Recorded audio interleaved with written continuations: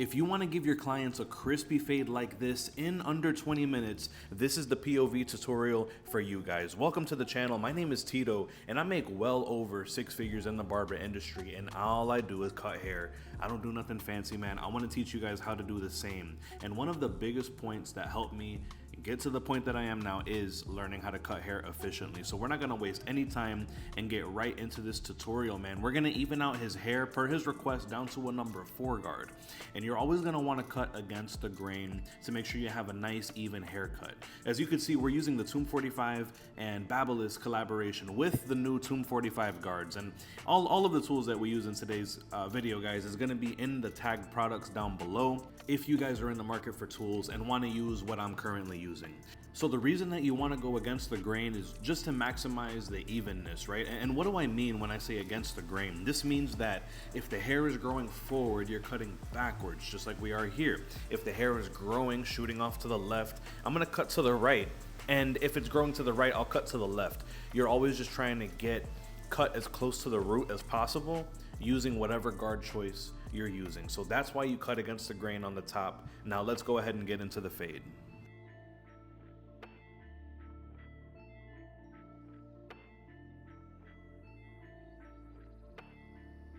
Now to start the fade, most YouTubers are gonna tell you to start with the trimmer, and it's not that that's wrong information or bad information, because it will give you a very precise line to work with and it can help you keep your guidelines organized, but I highly recommend that you guys actually start with the clipper all the way closed. It gives your mind the same reference point, like, hey, this is where the fade ends and everything below this is just 100% skin, but it's a much softer line to work with, right? It's a lot easier to blend from clipper length to clipper length than it is to blend from a super sharp trimmer line to clipper length.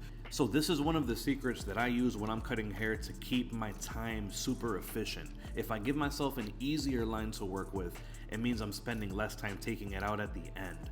Which is the same reason why I'm using the half guard all the way closed to create the secondary guideline. You can do this with no guard with the clipper all the way open. You may be more used to it, but I think you'll be pleasantly surprised at how much of a softer line it is if you go in with the clipper all the way closed. Because same reasoning, it's easier to blend from a guard length to another guard length than it is to blend from no guard to a guard. So keep that in mind. Maybe that's something that helps you with a little bit more efficiency. I know it made a world difference for me.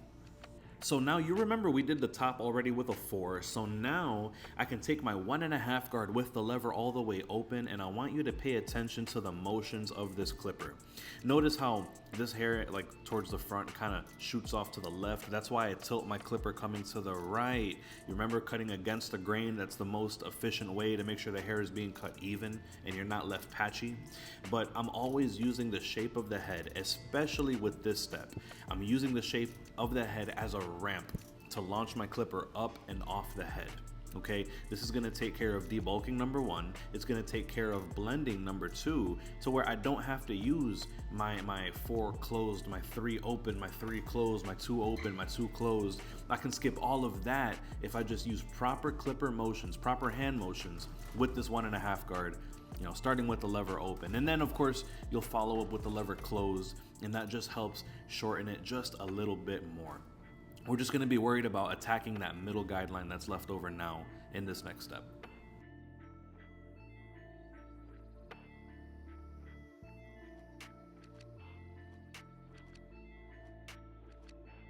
Now, depending on what you're most comfortable with, if you really feel like you need to, you can go ahead and use your 1 guard, but I'm just gonna go straight to the half. Again, I wanna show you how to cut hair efficiently, and one of those ways is skipping guards. You remember we set that first guideline in, the secondary guideline with the half closed? I debulked and blended already with my 1.5 open and closed. Now check this out. With the half guard, when you're working up into that length that you just trimmed with the 1.5, like the half guard open is basically equivalent to like a 1 guard closed, right? And then the 1.5 guard, when that lever's closed, it's pretty much equivalent to a 1 open, right? So again, with the same hand motion, you can see I continue to do this straight up and down motions. You can actually skip over that 1 length. and just polish that area of demarcation out. Right, start with it all the way open, and then you know, you can close the lever a little bit, hit it a little more, close it a little more, hit it a little more. But if you continue to practice this motion, guys, of floating your way up and off the scalp, it's going to leave you with a much softer blend and a much more efficient process. Leave a comment down below if you've ever tried doing this before, or if you've heard of barbers only using two guards, only using one guard to do a haircut, and it's felt impossible for you. I know for sure I felt that way, so I'd like to know which ones of you also have felt that way at one point. Maybe you feel like it now. You know, hopefully this video breaks it down to be easier to understand that it's not magic. It's not anything unreasonable. I just want to show you, especially with this POV tutorial, why it's possible.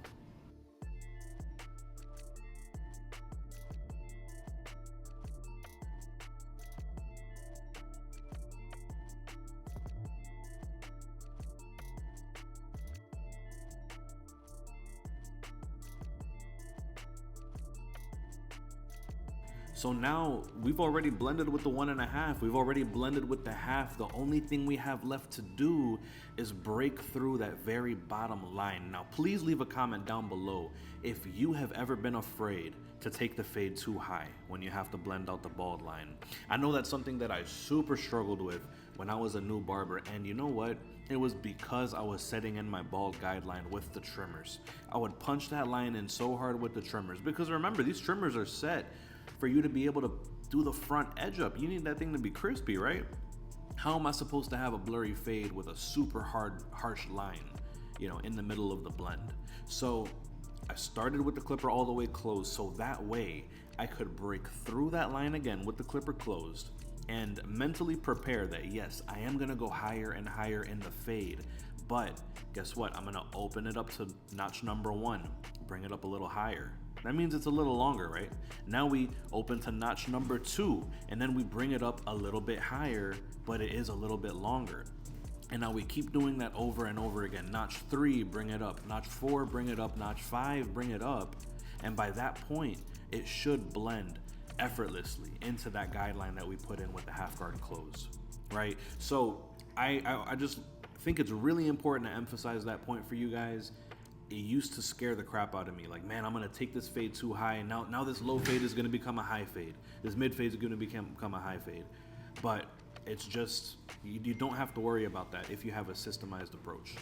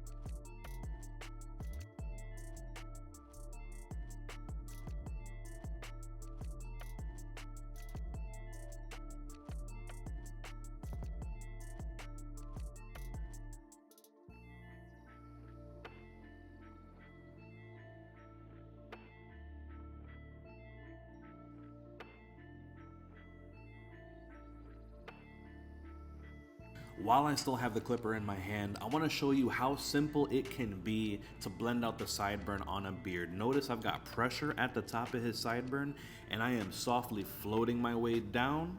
That gets rid of the bulk, and if you flip it over while kind of having that clipper tilted upwards towards you, right, you're just very lightly hitting the pressure, you know, on the sideburn, and then just slowly you can close your lever as you work your way up. This is actually a trick that one of the OG barber I used to work with way back in my first barbershop taught me. You know, he was telling me like, yo, with at that time it was the master clipper. He's like, dude, your master can cut up to a 2. You just have to like tilt it upwards, you know? The same concept applies. If you use very light pressure and you play with the angles of your blade, it can be very, very easy to softly blend the sideburn of a beard without having to pull out any guards. And of course, that's just another tip for efficiency. It's the little things that count. But if I would have had to keep switching from the 4, the 3, the 2, the 1.5, the 1.5, if I would have had to keep switching like that here, it would have taken a lot more time than necessary for me to blend out this sideburn. But check this out, guys. Now we're going to use the Tomb 45 FX trimmers. And you remember we started off with the clipper all the way closed, right? There's no hard line to worry about at all, because now I can just take this trimmer right up to and through that bulk line left. This is another thing. A lot of barbers wonder, why do barbers leave the bulk at the very bottom? The primary reason why I do this is because if I only have to concentrate, let's call it the headband, right? From that little headband area from the very bald of the fade at the bottom of the blend to the dark at the top. If I can keep my eyes concentrated only on that area, it'll 100% let me pay attention to details that I would have missed if I would have balled out the whole bottom, and now all of a sudden I have to pay attention to the whole scalp. Maybe that's just the ADHD in my brain, in myself. But if I can just concentrate on the area that needs to be blended first, it lets me get the job done and lets me detail even better. Now, the other benefit of doing this, the whole method of ours, right, starting with the clipper closed, is because now you have to put very little mental energy into balding out this area. You already started with the clipper closed, and what's the next thing that's shorter than the clipper closed is the trimmer. That's why it's so easy to remove all this. And now really all you have to do is follow up with your foil shavers if your client wants it super skin tight. But I hope this helped you guys, man. Leave a comment down below if I did a good job explaining to you why barbers, or at least for me, why I leave the bulk at the very bottom. I hope that makes sense to you. And something that's gonna make it so much easier for you guys, if you have a fear of messing up the blend now that you're using your foil shaver, comment down below if you can relate to that, because I know I did as well. Number one, I was afraid I was gonna take the fade too high, and number two, I was afraid I was gonna leave an extra hard line because I went in with my foil shaver too aggressively. But the way that you want to approach this is if you go down with the grain first. Notice here, lay it down with the grain, That's just gonna help you get another level of transition, and after that you can go up against the grain. Just like you can see here, it'll just continue to help you get a smoother and smoother blend. So take your time, go with the grain first, then follow up below that against the grain.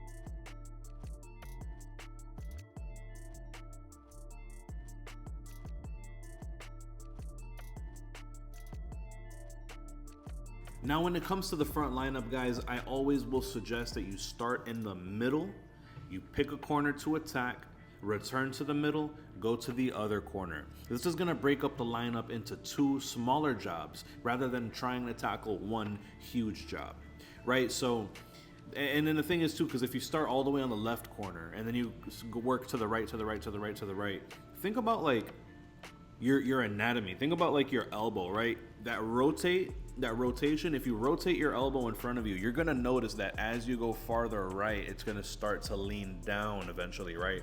That's why so many of you guys have crooked lineups, at least on the first try, you know? And it's something that I still struggle with sometimes too. I'm not a perfect lineup master at all, but I know what makes it easier for me, and that's splitting up the big job into two.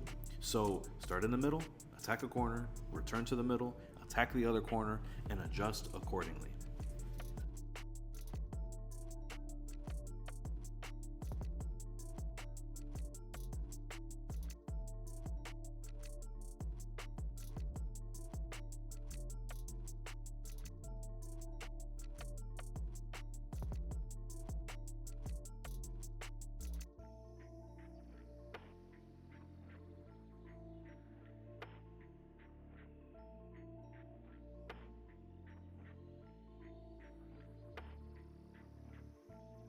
Look, guys, how easy it can be to remove, number one, the blade. You just have to do it with your fingernail, right? Drop that blade over into your dispenser, and I'm gonna show you now how easy and how little time it actually takes to load it as well. A lot of you guys are concerned, like, oh, it's gonna take too long.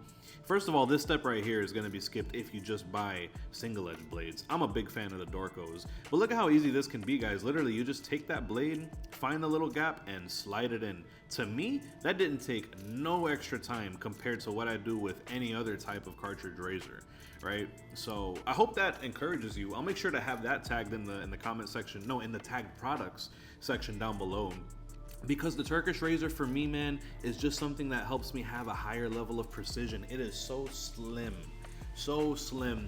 but it has a nice weight to it, so I feel nice and balanced while I'm lining up these beards, man. Yeah, you can see how simple this is, guys. You know, just make sure that you follow the natural curvatures of the head. You know, whenever you're working on these beards too, if you pull the skin tight, you pull the skin real tight, cut a straight line, as you release it, it'll have a nice soft natural curve. So it could be pretty simple, man. You know, just pay attention to the details and don't push your clients' beards too low. You know, obviously consultation is a big part of that, but I've had a lot of clients come to me because other barbers would, number one, push their hairline too far back because we're worried about having an Instagram perfect cut, and also pushing their beard lines way too low. You see what I'm talking about here?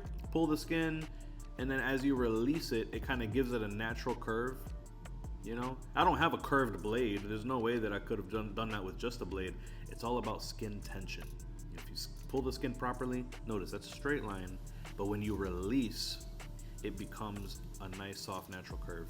So pay attention to what your clients want, guys. Don't overplay your part. Some people just want a solid haircut and be able to get on with their day, man. That's the best way to build your clientele. And that's honestly one of the things too, like with the 6-figure barber mentorship, is how simple stuff like this, you know, good client consultation, really good customer service, using these people's names, you know, all those kind of things really help you to retain your clients. And then you combine that with the other marketing techniques, the guerrilla marketing and Google and on social media. You know, the mentorship gave me a really solid plan to follow, so that way I could get to the point now where I'm fully booked. When people call me, they can't get in until the following week or even a week and a half out.